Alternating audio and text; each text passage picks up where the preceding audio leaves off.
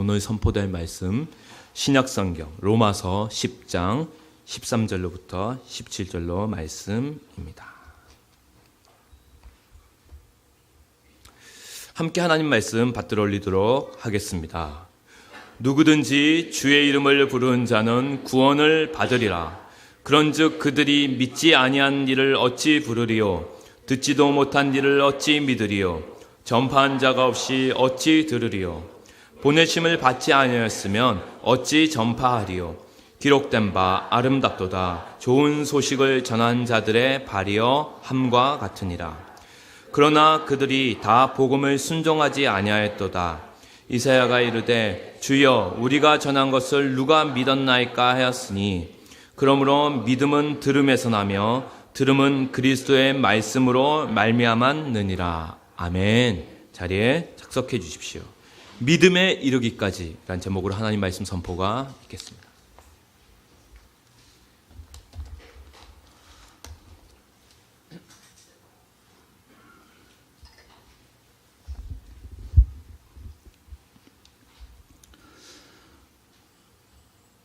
그리스도인의 삶의 방식, 또 삶의 방향, 혹은 삶의 근본 태도를 보여주는 기본 단어가 있다면 무엇일까요? 아마도 많은 분들이 믿음, 소망, 또 사랑을 생각하실 겁니다. 사도 바울도 그러했죠. 성도 개인에게나 또 주님의 교회 공동체에게 있어서 꼭 있어야 할 요소가 바로 믿음과 소망과 사랑이라고 보았습니다. 그래서 사도 바울은 그 교회 앞에 서신을 보낼 때 그 교회의 건강성을 생각해 보는 거죠. 그래서 그 교회가 얼마나 건강한지 생각할 때 꼭 고려했던 단어가 믿음과 소망과 사랑이었습니다. 그래서 그 교회를 이렇게 마음에 품고 기도할 때 하나님께 감사한 이유도 그 교회 안에 믿음과 소망과 사랑이 보일 때 그것으로 인해서 하나님께 감사를 드렸죠. 자, 가령 골로새서 1장 4절 5절 보면 이 앞 3절에서 사도 바울은 내가 여러분들을 생각하고 또 기도할 때마다 하나님 아버지께 늘 감사합니다. 그러면서 그 이유를 이렇게 설명합니다. 이는 그리스도 예수 안에 너희의 믿음과 믿음 나오죠. 그 다음 모든 성도에 대한 사랑을 들었으며 사랑 나오고요. 너희를 위하여 하늘에 쌓아둔 소망으로 말미암음이니 소망 나옵니다. 곧 너희가 전에 복음 진리의 말씀을 들은 것이라. 그러니까 골로새 교회 안에 믿음과 소망과 사랑이 있음을 보고 그로 인해서 하나님께 감사했다. 이런 이야기죠. 뒤집어 말하면 바울의 관심사는 과연 복음을 받아들여서 공동체가 형성되었을 때 과연 그 교회 안에 이제 믿음과 소망과 사랑의 열매들이 나타나는가 하는 것이 바울의 중요한 관심사였음을 보게 되는 것입니다. 이게 어쩌다가 한 번 한 이야기가 아니거든요.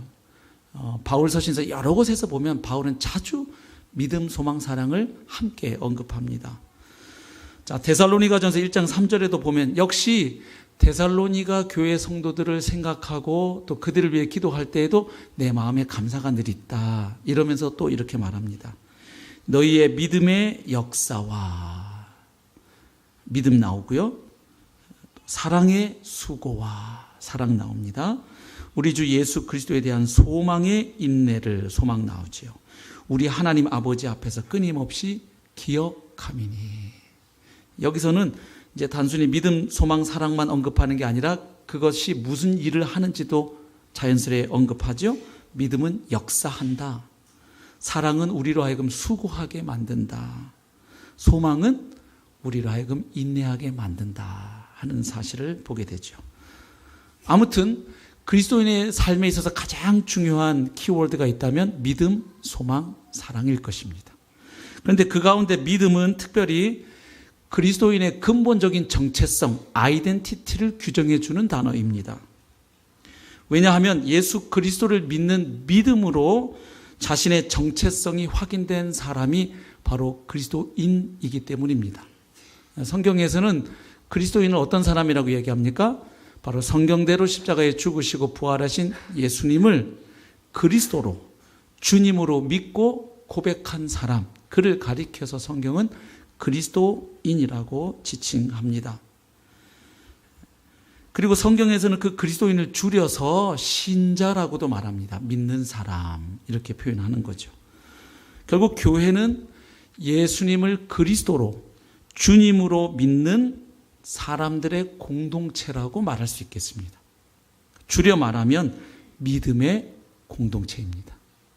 그러니까 우리를 하나로 묶어주는 것은 예수 그리스도에 대한 믿음인 것입니다. 아멘이시죠? 그 믿음 때문에 서로 고향도 다르고, 정치적인 색깔도 다르고, 기질도 다르고, 혈액형도 다르고, 사는 지역도 다르고 다 하지만 우리가 그리스도 안에서 한 형제고 한 자매라고 부르면서 우리가 함께 살아가고 있는 것입니다. 아멘이시죠? 주님을 찬양합니다. 세상에서는 불가능한 일이잖아요. 세상에서는 끊임없이 사람과 사람 사이를 나누죠. 신분의 이름으로, 계층의 이름으로, 학벌의 이름으로, 학연, 지연, 혈연 계속 사람과 사람 사이를 갈라놓지만 예수 그리스도의 복음이 하는 것은 그 모든 인간들이 그어놓는 선을 깨고 주님 안에서 하나를 만들어 가시는 역사를 하시는 줄로 믿습니다. 복음의 능력이지요. 자, 그래서 교회는 믿음의 공동체이고요. 그래서 교회에서 가장 많이 듣게 되는 단어 가운데 하나도 무슨 단어일까요? 믿음이죠. 믿음. 오직 믿음으로 말미암아 구원받는다. 역사하는 믿음이 우리에게 필요하다. 믿음으로 밀어붙여 이상한 말도 듣고, 그죠? 그리고 또 믿음이라는 단어를 오용하기도 해요. 꼭 교회가 예배당 건축 앞두면 갑자기 없던 믿음 찾아서 믿음으로 막 무리수를 두면서 그걸 믿음이라고 표현하면 안 되죠. 아무튼 교회를 다니게 되면 믿음이란 단어를 많이 들어요. 근데 원래 사람이 말이죠. 너무 자주 듣고 자주 사용하는 말의 그 뜻은 잘 안 물어요. 믿음이 뭐죠? 목사님, 뭘 그런 걸 물어요. 그냥 믿음이지. 그리고 또 교회 오신 분들이 막 믿음 듣다 보면, 성도들에게 혹은 목회자들에게 질문해요. 어떻게 믿는 거요? 이렇게 묻죠. 뭘 믿는 건데, 이렇게. 믿음이 뭐예요? 그러면, 그냥 덮어놓고 믿어. 뭘 이렇게 자꾸 물어싸.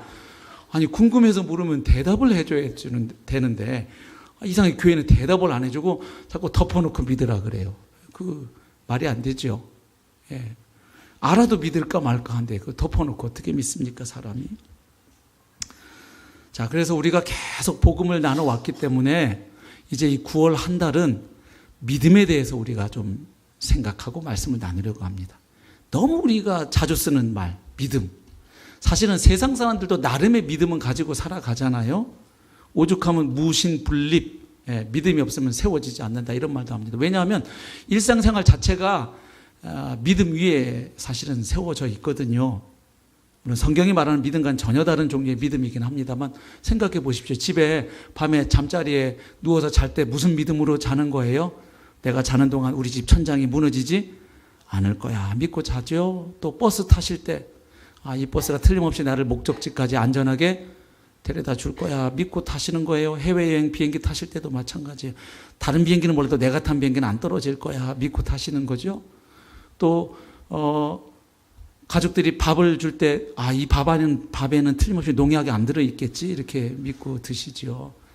물론 그게 인격적인 믿음은 아니에요. 어떻게 보면 통계에 의거한 믿음일 텐데, 그래도 어쨌든 세상 사람들도 나름 믿음을 가지고 일상의 삶을 살아갑니다. 근데 도대체 성경이 말하는 그 믿음은 뭘까요? 믿음. 또 어떻게 믿어야 제대로 믿는 것일까요? 또 그 믿음에 이르는 과정은 또 어떨까요? 어떻게 해서 사람이 복음을 믿게 될까요? 그리고 그 믿음은 어떤 일을 할까요? 이런 믿음의 이모저모를 우리가 9월 한 달 동안은 계속 함께 좀 나누고 살펴보도록 하겠습니다. 우리가 믿음이라고 할 때는 그 안에 여러 가지 의미가 사실은 내포되어 있거든요. 믿음의 행위도 들어가 있어요. 믿음, 그러면 그 믿는다는 행위, 뭔가를 믿는다, 누군가를 믿는다 할 때 그 믿는다는 행위가 들어가 있는 단어이기도 하고요. 그 다음에 믿음 할 때에는 믿음의 대상과 내용도 포함되는 말이에요. 누구를 믿는 건데, 뭘 믿는 건데, 이 부분이 포함되는 것이죠. 그래서 우리가 한 달 동안 믿음에 대해서 살펴보면서 도대체 성경이 말하는 믿음이란 무엇이고, 또 어떻게 믿음 없던 사람이 그 믿음을 가질 수 있는지, 그 믿음에 이르는 과정은 어떠한지, 그리고 그 믿음을 갖게 됐을 때 어떤 변화와 역사가 내 삶에 일어나고 경험되는지, 그리고 그 믿음으로 말미암아 하나님의 나라는 어떻게 세워져 가는지, 믿음의 이모저모를 살펴보고자 합니다. 자, 오늘 본문 이 로마서 10장 13절에서 17절 말씀을 읽었는데요. 이 오늘 본문이 포함되어 있는 이 로마서 10장 14절부터 21절까지가 한 문단이에요. 한 단락인데요. 이 단락에서 다루고 있는 내용은 한마디로 말씀드리면 복음에 대한 그 이스라엘의 불순종과 거부를 지적하고 있는 단락입니다. 그러니까 복음이 선포되고 전해지고 있음에도 불구하고 그 복음을 들은 이스라엘 백성들이 그 들은 바 복음에 반응하지 않는다는 거죠. 복음을 받아들이지 않는다는 사실을 지적하는 단락이 14절부터 21절까지입니다.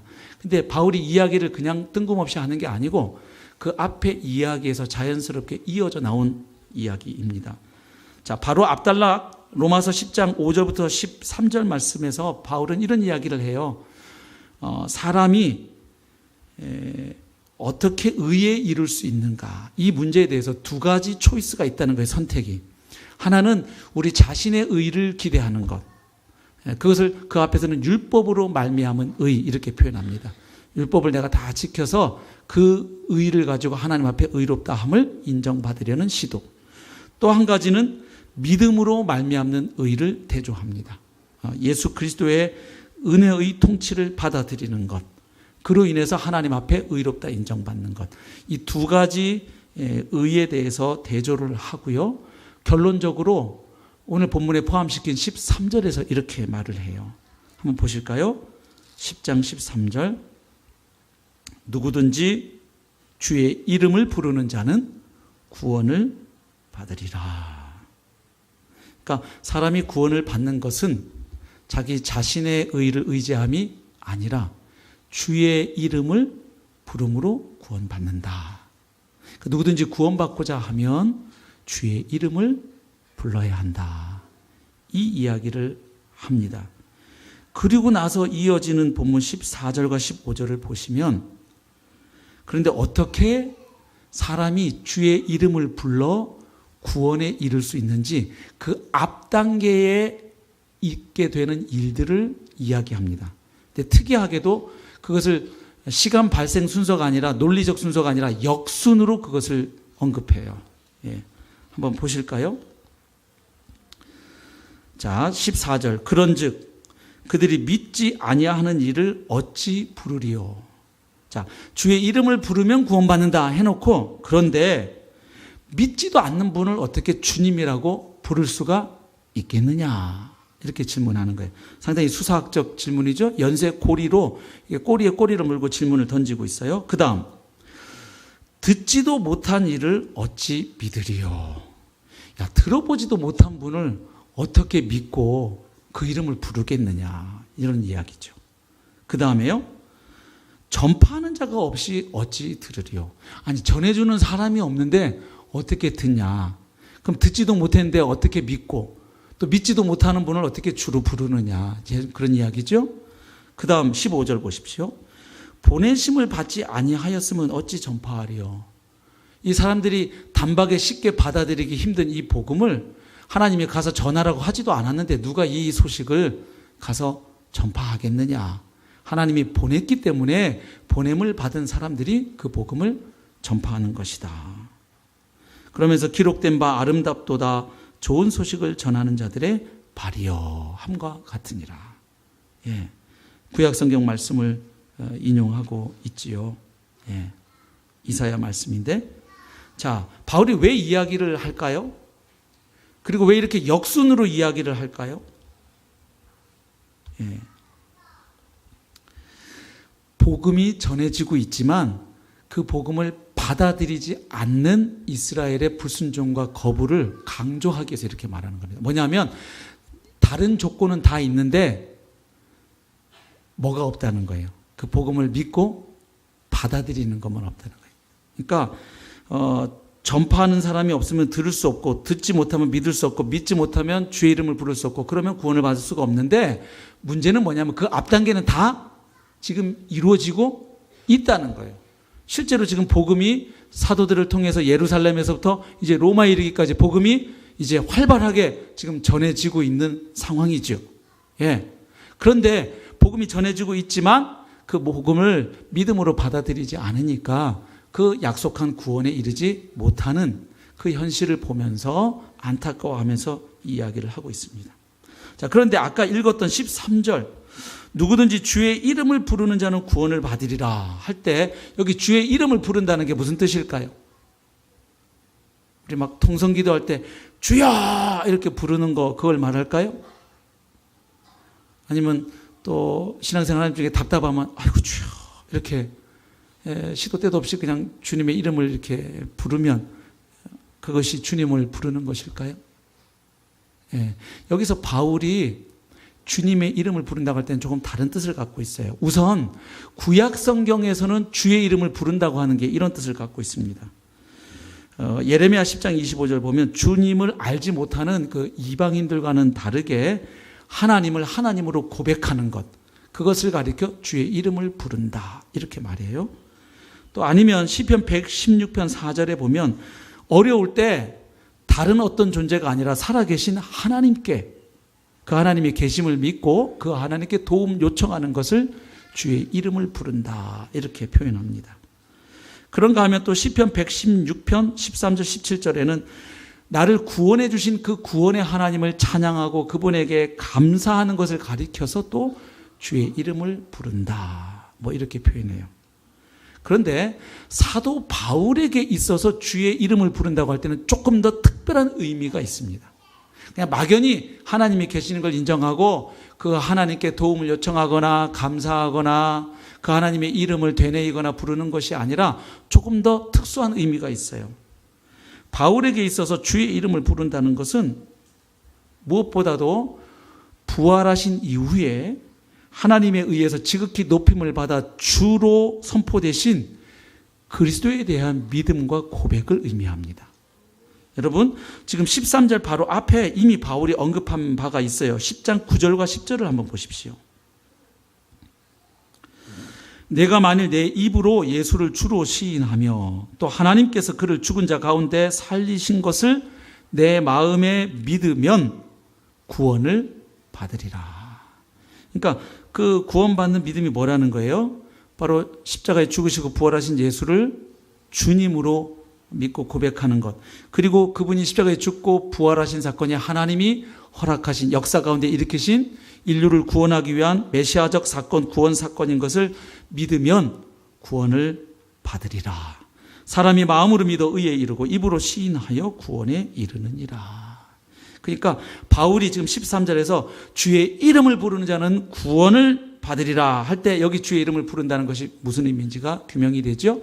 그냥 주야 이렇게 그냥 소리치는 게 아니고 바로 십자가에 죽으시고 부활하신 예수를 나의 주님으로 믿고 고백하는 사람은 구원을 받으리라.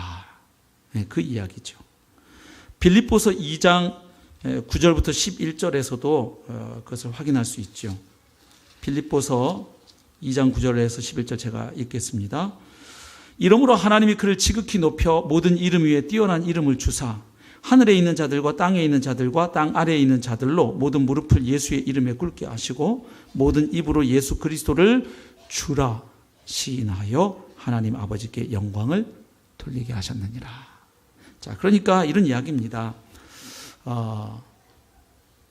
예수 그리스도를 믿음으로 말미암아 하나님의 의를 입을 수가 있다는 거잖아요.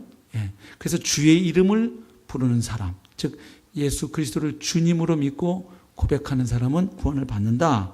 근데 문제는 뭐냐? 믿지 않는 분을 어떻게 주님으로 부를 수가 있느냐? 주님으로 믿고 고백할 수 있느냐? 그렇죠. 근데 또 들어보지도 못한 분을 어떻게 또 믿겠느냐. 또 전파해주는, 복음을 전해주는 사람이 없으면 어떻게 듣겠느냐. 그리고 또 복음 전하라고 보내심을 하나님부터 받지 않았으면 또 누가 그 복음을 전하겠느냐. 그런데 지금 그 복음이 전해지고 있다. 그런데 문제는 이스라엘 백성들이 지금 그 복음을 받아들이지 않고 있다. 지금 뭐 이런 이야기를 하는 겁니다. 그런데 이 말씀에서 우리는 복음을 통한 구원의 과정을 자연스럽게 정리해 볼 수가 있어요. 말하자면 6단계로 정리가 자연스럽게 되죠. 아까 언급한 이야기를 거꾸로 순서대로 다시 재정렬하면 6단계가 나옵니다. 어떻게 정리할 수 있을까요? 첫 번째는 보냄, 받음. 보냄 받은 사람이 있어야죠. 복음을 전하도록. 두 번째는요. 보냄 받았어도 그 사람이 전하지 않으면 또 꽝이잖아요. 그죠? 입 다물고 있으면. 그 사람이 뭐 하는 거예요? 두 번째, 전파함. 세 번째는요.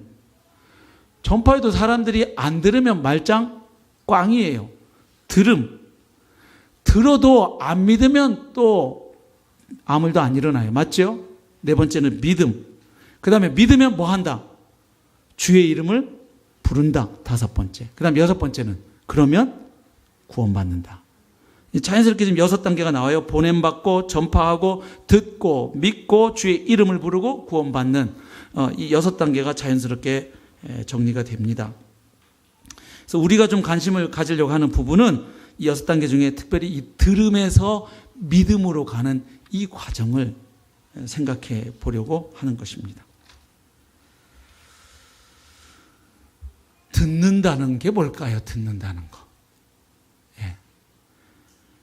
바울도 들음을 굉장히 강조하거든요. 오늘 본문 마지막 절 17절에 보면 그러므로 믿음은 어디에서 나며? 들음에서 나며 들음은 그리스도의 말씀으로 말미암았느니라. 결국 정리하면 믿음은 말씀을 듣는 데서 나온다는 거예요. 아멘이시죠?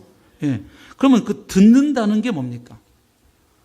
오늘 그래서 이 듣는다는 것에서 믿음으로 가는 이 과정을 조금 너무 우리가 익숙해서 잘 생각 안 하고 지나가는 과정인데 한번 좀 생각해 보고자 합니다. 듣는다는 거. 듣는다는 것이 성립하려면 어떤 일이 있어야 할까요?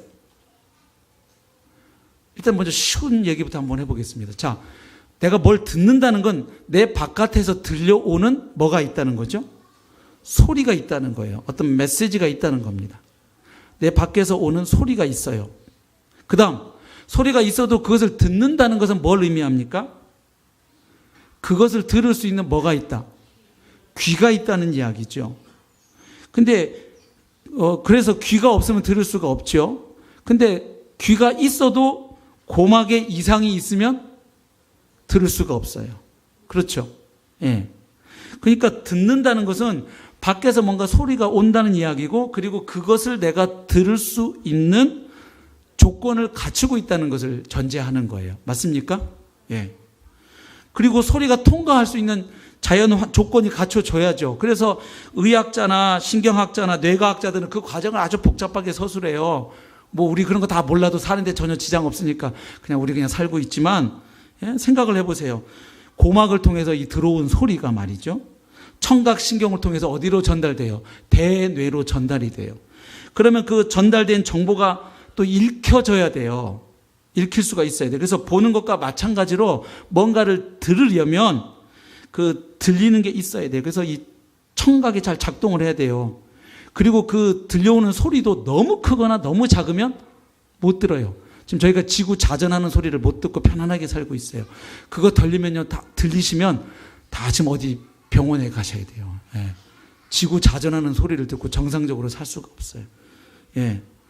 그래서 듣는다는 것은 일단 듣는 능력이 있다는 걸 전제하는 거고 듣는 대상이 있다는 걸 전제하는 거예요. 그죠? 듣는다는 건 뭔가 좀 밖에서 뭐가 오는 거고 그리고 그걸 내가 듣는 거니까. 예. 근데 이런 복잡한 과정은 아까 말씀드린 것처럼 의학자나 뇌과학자들이 뭐 규명하고 서술할 일이고 우리가 좀 더 관심을 가질 부분은 이 부분이에요. 뭐냐 하면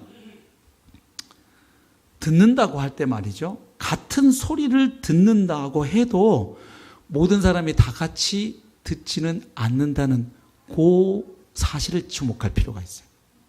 똑같이 듣는데 똑같이 다 듣는 게 아니라는 사실. 듣기는 들어도 어떤 사람은 들을 수 있고 또 어떤 사람은 듣지 못할 수 있기 때문에 일어나는 일이에요.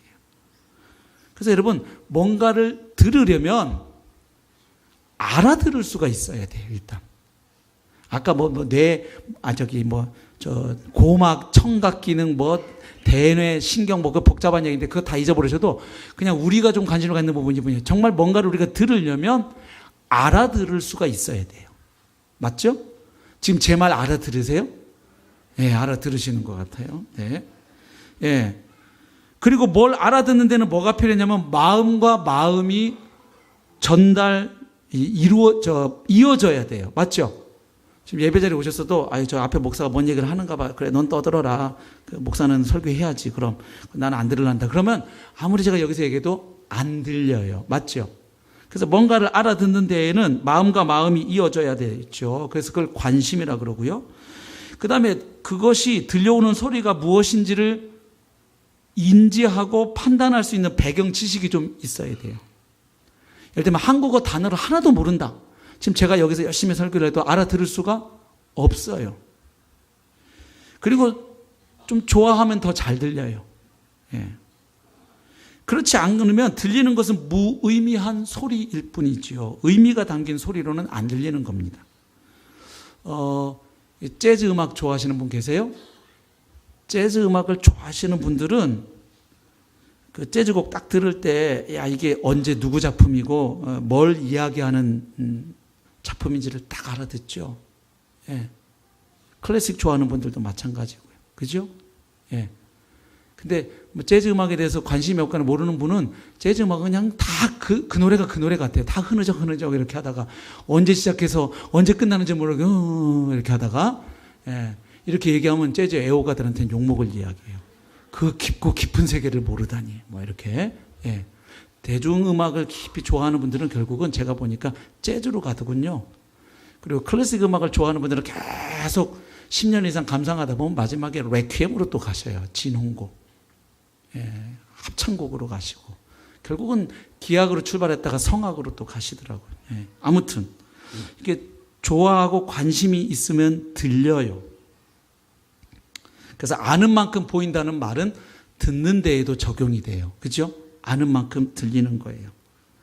그래서 우리가 뭔가를 제대로 들으려면 마음이 가야 되고, 뭘 좀 알아야 되고, 좋아해야 되고, 더 알고 싶은 그 의지가 좀 있어야 돼요. 그러면 더 잘 들려요.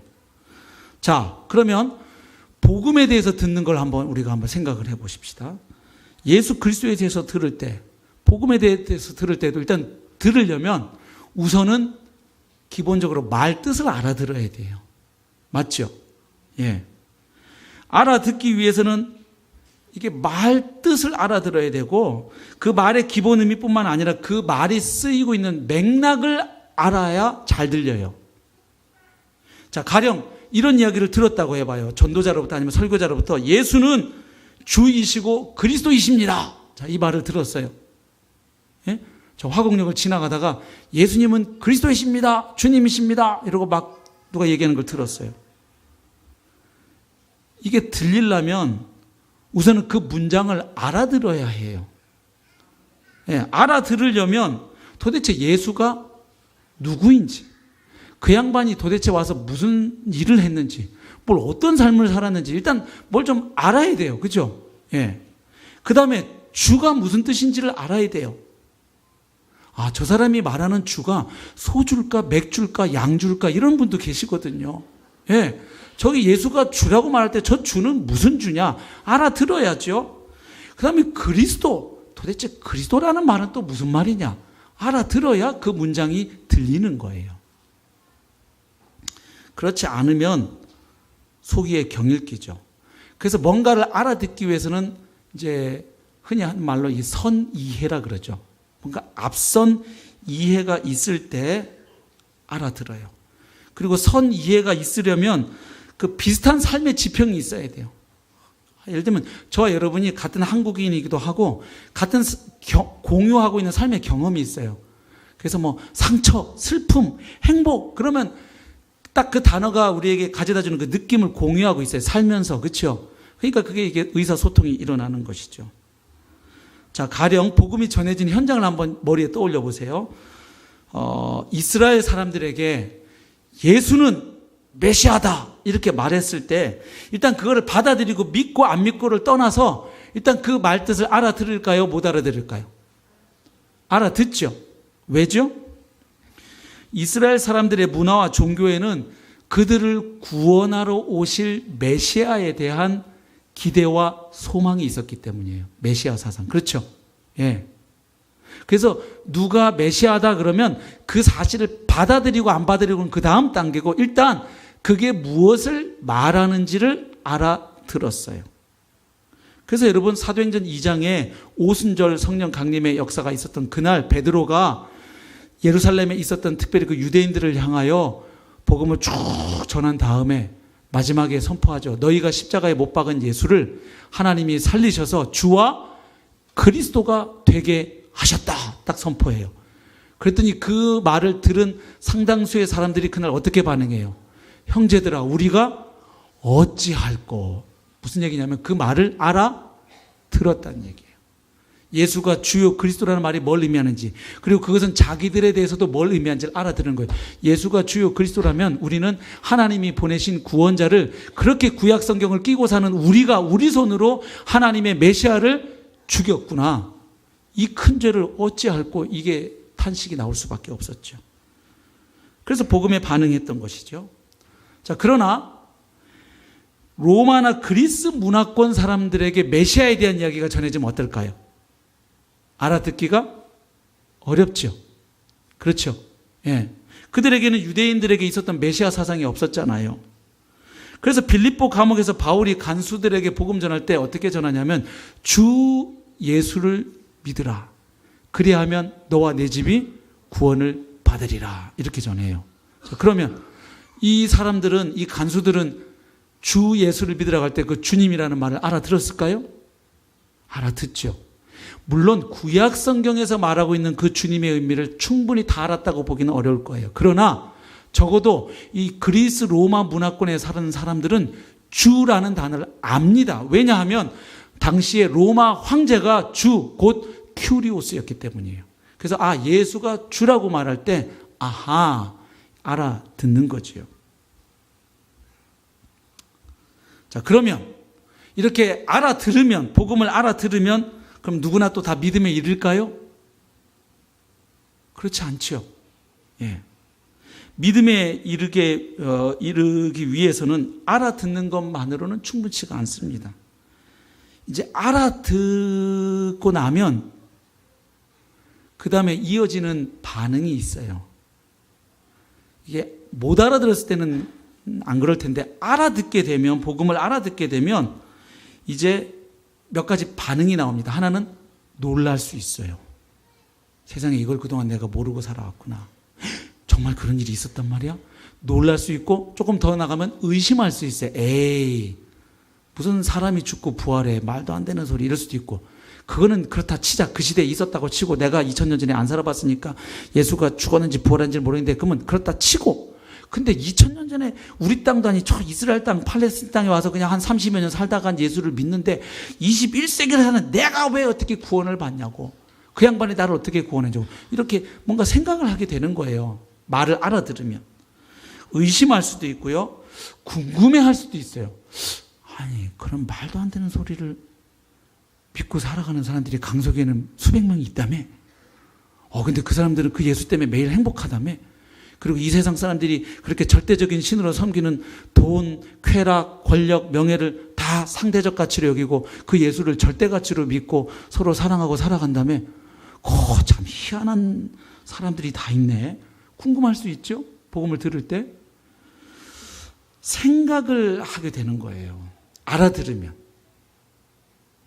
예, 생각을 하게 돼요. 그리고 질문을 하게 돼요. 도대체 예수가 메시아라고 하는 것, 예수가 구주요주라고 하는 것은 나에게 어떤 의미가 있다는 거지? 왜 그러냐 하면 여러분, 예수님이 구주요 주님이십니다라는 이 문장은 현재 미국 대통령이 트럼프입니다라는 명제하고는 다른 이야기여서 그래요. 현재 미국 대통령은 트럼프입니다. 이 말 들을 때 놀라세요? 나도 알아. I know. 그거죠 뭐. 뭘 어쨌다는 거예요. 예. 근데 예수가 그리스도다. 이 말을 알아듣게 되면 이게 놀라든지 의심을 하든지 감격을 하든지 이렇게 뭔가 이렇게 반응이 이어지게 돼 있어요. 왜냐하면 이게 당연하거나 상식적인 말이 아니기 때문이에요. 예. 그래서 뭔가를 알아듣게 되면 그 다음에 이어지는 단계는 생각 내지는 질문의 단계예요. 그래서 여러분 교회 안에 새로 오셔서 복음반에 들어가시거나 설교를 듣거나 성경을 읽다가 복음에 대해서 궁금해서 질문하면 짜증내시면 안 돼요. 예? 너무 좋은 단계예요. 그렇죠? 예, 질문한다는 건 뭔가 생각을 한다는 얘기예요. 예. 그냥 싹 아예 무시해버리면 질문도 안 생깁니다. 질문을 한다는 거, 복음을 듣고 질문한다는 것은 뭔가 지금 이제 그 안에서 어떤 부분이 다는 몰라도 어떤 부분이 이제 알아들어지기 시작하는 거예요. 그러면서 궁금증이 생기는 것이죠. 그래서 이 질문하는 단계를 통해서 예수가 누구인지, 나는 누구인지, 또 나에게 들려온 이 복음 메시지를 내가 수용하면 또 그것이 앞으로 내 삶과는 어떤 관계가 있는지 이렇게 생각하는 단계에 접어들게 돼요. 물론 여기에서 나의 희망과 두려움이 상당히 중요한 역할을 하게 됩니다. 왜냐하면 믿는다는 행위는 단순히 지적으로 뭔가를 알고 또 동의하는 데 그치지 않아요. 예.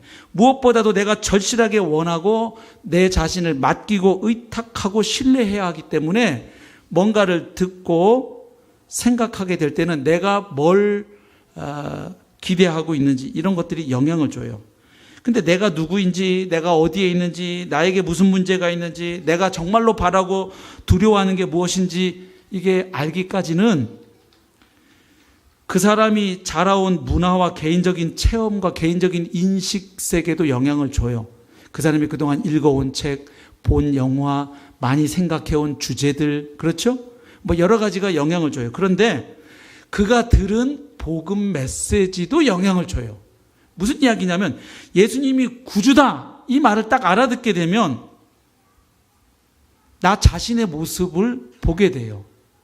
그럼 예수님이 구원자로 오셨다는 이 말은 나는 그분의 구원을 필요로 하는 사람이다. 아니 내가 왜 구원을 필요해? 나는 밥 잘 먹고 오늘도 잘 살고 있는데 난 대한민국에서 누구보다도 열심히 잘 살고 있어. 세금도 잘 내고 난 남에 해끼친 적 없는데 뭘 내가 구원이 필요하다는 거야. 이게 이어지는 부분이 있어요. 복음을 알아들으면. 예수가 구원자다 이 말은 나는 그분의 구원을 필요로 하는 상태다. 그리고 내 힘으로는 나를 구원할 수 없는 절망적인 상태다. 그런데 하나님이 보내신 구원자가 나를 구원하신다. 근데 여기는 믿음이 필요하다. 이게 지금 논리적으로 이렇게 연결되어 가는 거예요. 맞죠? 예. 그래서 예수님이 나에게 구주가 될 수 있다는 저 말은 그러면 나는 건짐이 필요한 존재, 치료와 구원이 필요한 존재라는 이야기구나. 이런 것들을 알아가게 되는 거예요. 그러면서 이제 생각을 하는 거예요. 그래? 정말 내가 그런 존재가 맞을까? 그리고 정말 그럼 예수는 내가 그토록 갈망하는 이 죄로부터의 구원과 이 욕망으로부터의 구원과 이 나를 억압하는 이 세상과 사탄의 세력에서 정말로 나를 건져 구원해서 지금까지 내가 살아온 것과는 전혀 다른 생명으로 살아가는 삶을 정말로 예수는 가능하게 할까? 그 일이 어떻게 가능할까? 그 양반은 2000년 전에 다녀간 분이라는데 어떻게 2000년이 지난 지금 대한민국에 살아가는 나에게 그 예수가 도대체 뭘 어떻게 구원을 한다는 거야? 뭘 어떻게 영향을 준다는 거야? 이 생각을 하게 돼요. 복음이라는 말을 일단 알아듣게 되면. 알아듣지 못할 때는 그런 질문도 안 던져요. 그냥 교회라는 데 가면 예수 얘기하더라. 그냥 여기서 끝. 근데 어느 날 갑자기 이게 들리기 시작한다고. 이렇게 되는 거죠. 저걸 믿어야 돼. 말아야 돼. 자, 여러분, 오늘 로마서에서 말하고 있는 이 원리를 구체적인 예로 보여주는 본문이 성경에 많은데 사도행전 2장만 보고 마칠까 합니다. 사도행전 2장을 보시면 자, 오순절날 성령의 강림으로 베드로를 비롯한 모든 그 사도들이 성령으로 충만해졌어요. 그래서 이제 예수님의 제자들이 배워보지도 않은 외국 언어로 담대하게 복음을 증거하기 시작해요. 그러니까 사람들이 신기해가지고 놀랍니다. 아니 어떻게 우리 각 지방 언어로 우리 출신 언어로 저게 다 들리냐. 막 신기하기도 하고 그중에 어떤 사람들은 받아들일 수가 없으니까 저것들이 술 취했나 보다. 낮부터 술 취해가지고 저러나 보다. 이제 이때 베드로가 담대하게 설교를 시작합니다. 근데 그 설교 내용이 크게 세 가지예요. 첫 번째 16절부터 21절은 베드로가 먼저 이런 이야기로 출발을 해요. 여러분, 지금 우리가 여러분에게 여러 가지 방언으로 이렇게 설교하고 있는 이 현상은 우리가 술 먹어서 이렇게 하는 게 아니고 바로 그 옛날 요엘 선지자가 구약에서 예언한 그 성령 강림의 예언이 바로 지금 여러분 보는 것처럼 바로 그 예언이 성취된 사건입니다. 이 이야기를 해요. 그래서 구약 성경을 인용하면서 설명을 하고 그러면서 뭐라고 얘기하냐면 그러므로 이제는 성령님이 오셨기 때문에 누구든지 주의 이름을 부르는 자에게는 바로 이때가 곧 구원의 날입니다. 구원의 시대가 활짝 열렸습니다. 그 이야기를 첫 번째로 합니다. 그리고 두 번째는 이제 복음의 핵심을 증거하는데 22절부터 35절까지 이런 이야기입니다. 예수 그리스도의 그 권능과 표적에 대해서 그리고 그분이 십자가에 못 박혀 죽으시고 부활하신 사건에 대해서 증언을 합니다. 근데 역시 구약 성경과 관련해서 이 일이 우발적으로 갑자기 뚝 일어난 게 아니고 이미 구약 성경에 메시아의 고난과 죽으심과 부활에 대하여 예언되어 있었던 말씀들을 인용하면서 그 예언이 바로 나사렛 예수에게 성취되었다. 우리는 이 일의 증인들이다. 우리는 그분의 죽으심을 받고 부활하신 그분을 만났다. 우리가 증인이다. 이 이야기를 해요. 그리고 마지막 세 번째 제일 결론적인 얘기를 이렇게 합니다. 2장 36절에서 그러므로 그 예수가 성경대로 죽고 부활했다는 것을 뭘 의미하는가? 너희들이 십자가에 못 박아 죽인 나사렛 예수를 하나님이 살리시고 높이셔서 그분을 주와 그리스도가 되게 하셨다. 이걸 선포하는 거예요. 그랬더니 그 말을 알아들은 사람들이 보인 반응이 물음이었어요. 질문이었어요. 그게 2장 37절에 기록되어 있어요. 한번 읽어볼까요? 2장 37절 시작.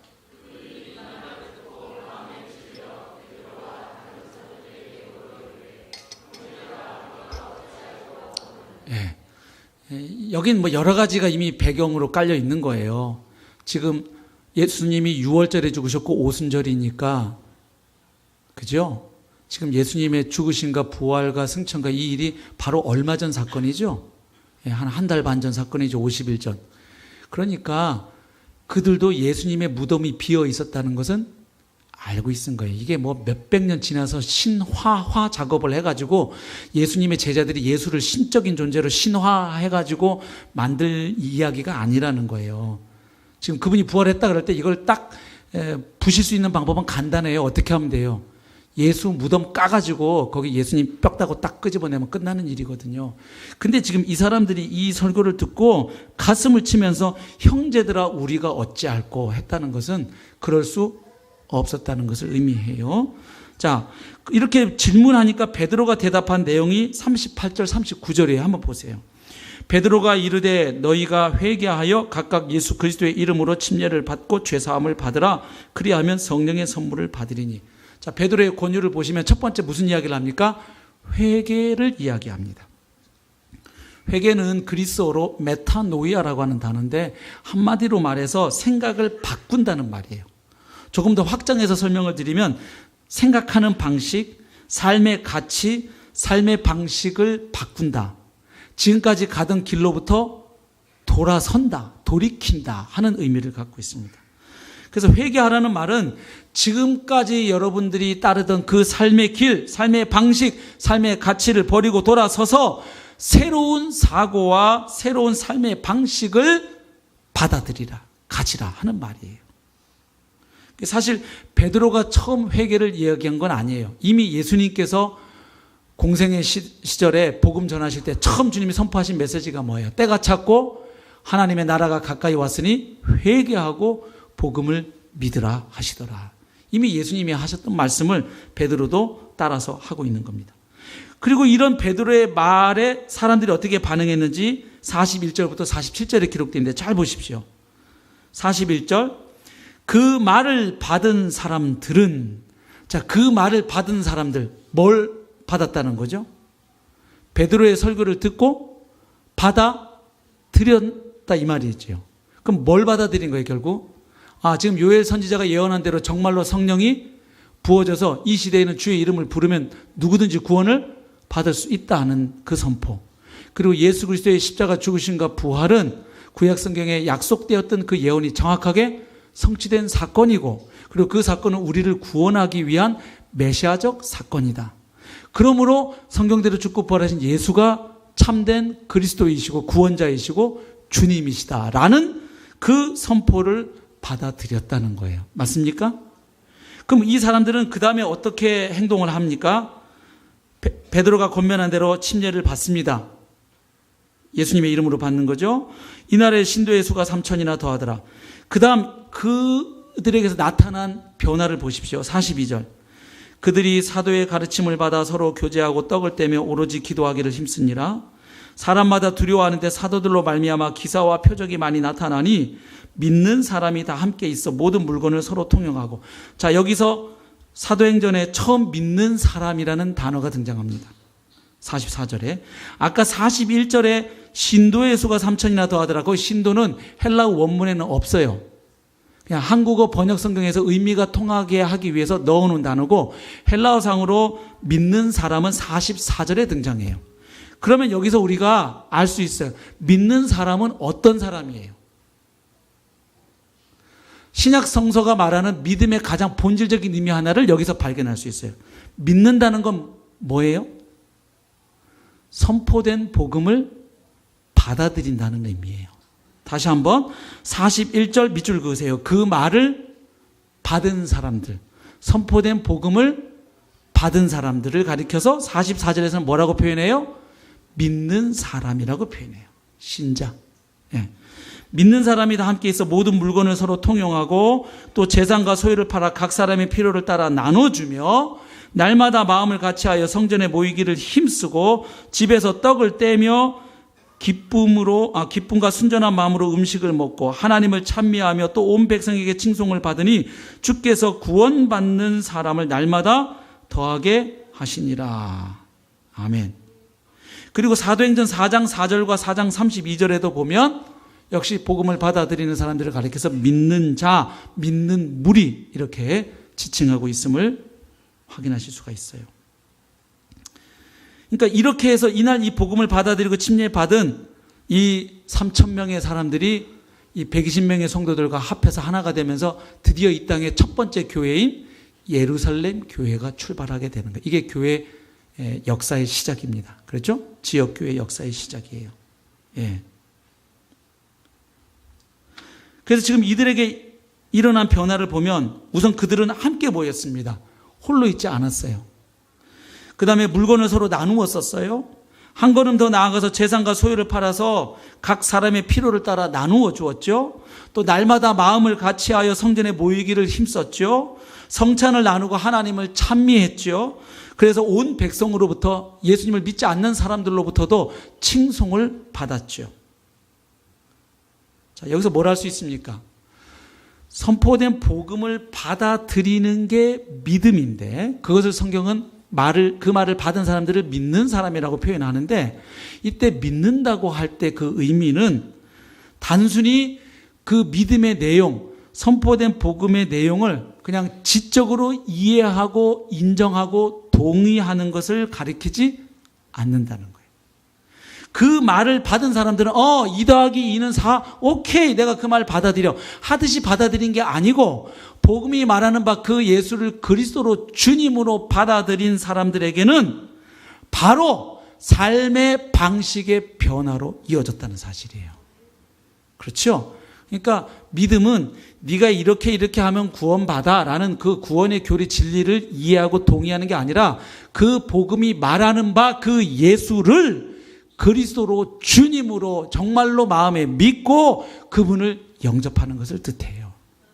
그래서 이렇게 믿으면 그 믿음은 반드시 삶의 변화로 이어질 수밖에 없다는 거예요. 왜? 혁명적인 변화가 나타날 수밖에 없는 게 그동안 삶의 주인이 누구였는데? 나였죠. 그건 내 생각이고. 근데 실제로는 누구였어요? 사탄이었죠.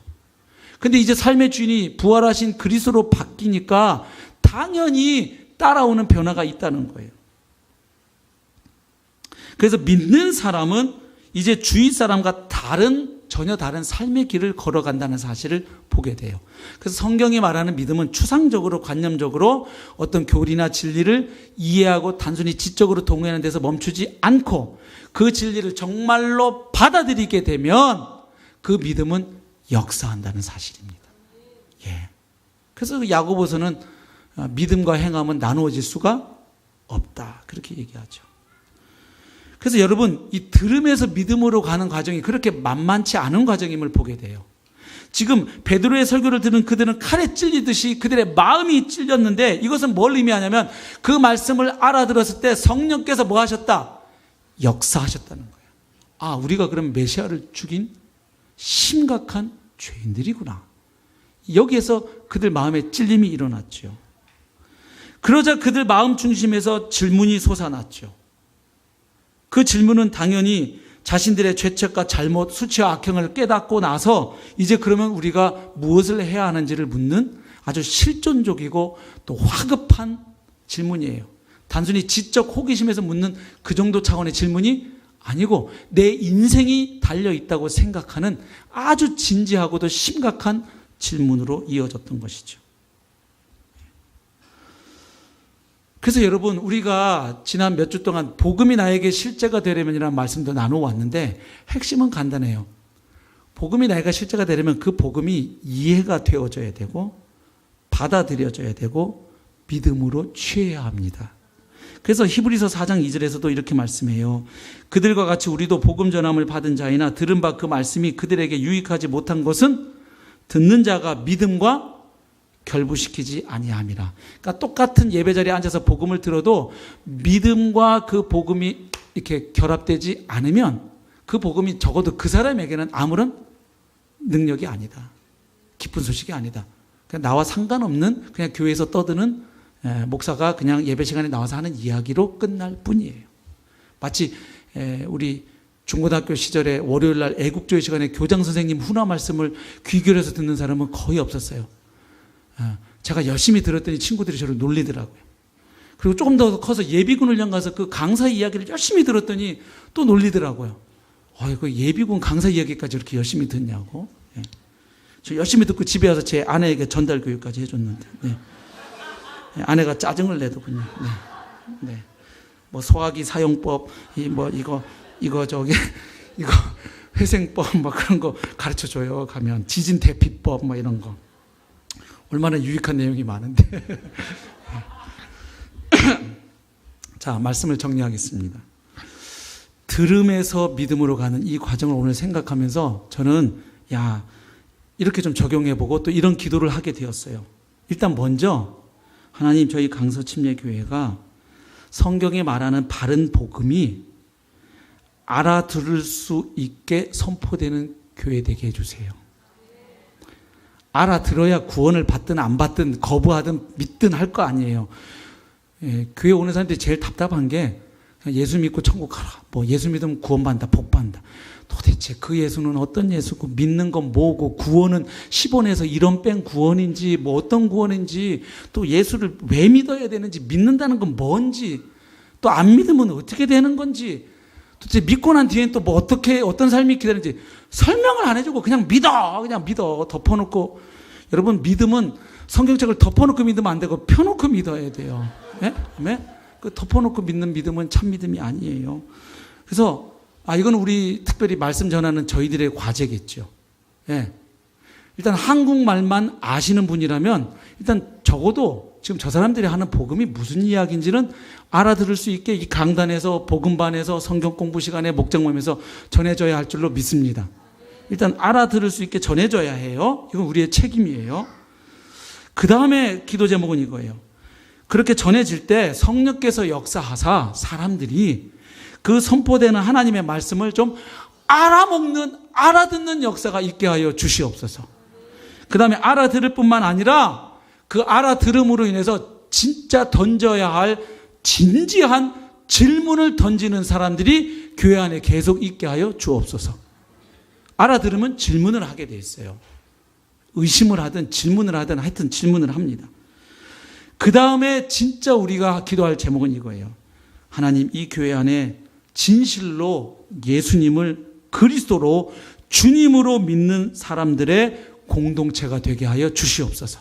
그래서 그 복음을 받아들임으로 인해서 진정한 삶의 변화의 스토리가 계속 쓰여져 가고, 그리고 그 사람들 가운데 참된 하나님 나라의 공동체가 이루어지고, 그래서 세상 사람들로부터 칭송을 받고 그들을 통하여 대한민국의 열방의 주님의 나라가 힘있게 세워져 가기를 소망합니다. 예. 그래서 여러분, 정말로 예수님을 주님으로 믿는 사람들은 자연스럽게 나홀로 신앙이 아니라 아까도 보듯이 어떻게 해요? 공동체를 이루게 돼 있어요. 복음을 제대로 받으면. 혼자 성경고 보고 혼자 기도하고 이게 아니에요. 물론 혼자서 하는 시간도 반드시 필요하지만 함께 하는 것도 역시 중요한 것입니다. 함께 해요. 삶을 나누는 거죠. 그래서 정말 예수를 주로 믿는 사람들이 교회 안에 점점 많아지면 아까 사도행전에 나타난 그런 하나님 나라의 역사들이 풍성하게 일어나기 시작합니다. 아멘? 예. 그래서 그 하나님 나라의 사랑, 정의, 긍휼, 기적, 나눔, 평화, 그런 역사들을 경험해 가기 시작해요. 그러니까 예수님 때문에 행복해지는 거예요. 할렐루야. 예. 근데 예수를 믿는다고 축하고 교회 예배 안 빠지고 다니고 헌금도 하고 새벽기도 철야기도 다 해도 예수님이 주님으로 좌정하셔서 다스려 주시는 주님의 샬롬의 통치가 내 삶의 경험이 안 되면 복음은 다 남 얘기예요. 그냥 교회 가면 듣는 이야기일 뿐이에요. 그러나 그 복음이 이제 내 삶을 바꾸고 내 가정을 바꾸고 우리 목장을 바꾸고 지역사회를 바꾸는 살아있는 하나님의 능력임을 경험할 때 그 복음을 더욱더 신뢰하고 그리고 그 복음을 담대하게 자신에게 증거할 수 있는 복음의 증인 되리라고 믿습니다. 마침 이 설교를 준비하고 있는데 어저께 아침에 우리 부목사님 한 분이 저를 찾아왔어요. 목사님 그래서 왜요? 그랬더니 저희 청소년부 학생부에서 그 지금 동남아시아 수해 입어서 어려운 분들 많이 있잖아요. 예. 짧은 영상을 잠깐 보여줬는데 그 영상을 보고 학생부 교사 가운데 한 분이 성령의 감동을 받고 거액의 헌금을 하셨는데 이거를 어디를 보내거나 이걸 어떻게 집행을 해야 할까요? 뭐 그런 거 고민할 거 없지. 그래서 제가 바로 그 말을 듣고 해외 선교부 총무님과 위원장님께 전화했어요. 지금 동남아시아 여러 군데 수해를 입어서 힘들 텐데 제일 급한 지역, 급한 선교사님 좀 알려주세요. 그랬더니 라오스하고 캄보디아 두 선교사님 어제 알려줘서 어제 바로 입금했어요. 자, 무슨 얘기냐면 예수님이 주님이 되시면 나에게 주어진 돈, 내가 열심히 땀 흘려서 번 돈이 내 것이 아니라 주님의 것임을 알게 돼요. 그리고 주님이 나에게 맡겨줘서 나는 청지기로서 이 돈을 가지고 가족들도 생계도 부양하고 자식들 공부도 시키고 또 국가의 세금도 내고 그럴 뿐만 아니라 그럼에도 또 주님이 나에게 여유의 돈을 주신 것은 이렇게 주님 앞에서 필요한 사람들이 내 눈앞에 나타나고 들릴 때 반응하라고 주님이 주신 잉여 자산임을 깨닫고 흘려보내는 거. 이거 예수님이 주님이 아니시면 할 수 없어요. 이 세상의 신은요, 정확합니다. 뉴스 보면 알아요. 이 세상 사람들이 지금 특히 대한민국에서 가장 신으로 섬기는 대상은 여러 가지 있지만 제일 큰 건 제가 볼 때 두 개예요. 하나는 돈이고 하나는 섹스예요. 정확해요. 대한민국 사람들이 신으로 섬기는 이 만몬과 섹스예요. 한번 뉴스 보세요. 사람들이 뭐 때문에 지금 그 난리를 치고 있고 싸우고 죄 짓는지 한번 보세요. 다 두 가지예요. 돈하고 성 문제 아닙니까? 예. 그런데 예수가 주님이시라고 정말로 믿고 받아들이면 이제 돈 쓰는 방식, 내 시간을 쓰는 방식, 내 건강 관리하는 방식, 다른 사람을 대하는 방식, 내 윗사람을 대할 때나 내 아랫사람을 대할 때나 똑같아지는 거예요. 왜? 다 하나님의 형상이니까. 그러니까 복음을 받아들였다고 하면서도 회사 가서 갑질하는 분들은 이거 아직 복음이 뭔지를 몰라서 그래요. 복음을 정말 만나면 어떻게 자기 회사에 열심히 땀 흘려 일하는 노동자들을 그걸 그냥 무슨 자기 부속품처럼 여기고 무슨 조선시대 하인처럼 여기고 그렇게 갑질하는 분들 중에 교회 다니는 분들이 제법 있어서 제가 드리는 말씀이에요. 이게 복음을 안 받아들여서 그래요. 아니면 그분이 알고 있는 복음은 다른 복음이든가. 그렇죠. 바울은 얘기했어요. 복음은 유대인과 이방인, 남자와 여자, 주인과 종을 다 하나 되게 하는 게 십자가의 복음이라고 얘기했어요. 아멘? 예. 근데 그 복음을 얘기하는 교회에 오면 더 신분차별이 있어. 막 국회의원 오면 막 여기 앉으십시오 하고 막 예를 들어서 헌금 많이 하면 그분은 막 교회에서 왕대접 받고 어렵게 살면 교회에서 무시당하고 이건 교회가 복음에서 멀어져도 너무 멀어져서 나타난 현상들이에요. 예. 그래서 우리가 기도해야 될 제목 주님 계속 우리 교회 안에 예수님을 주님으로 믿고 고백하는 사람들이 계속 생겨나게 해주십시오. 그리고 그 주님을 향한 사랑과 신뢰와 순종 간신이 더 시간이 흐를수록 깊어지게 하여 주시옵소서.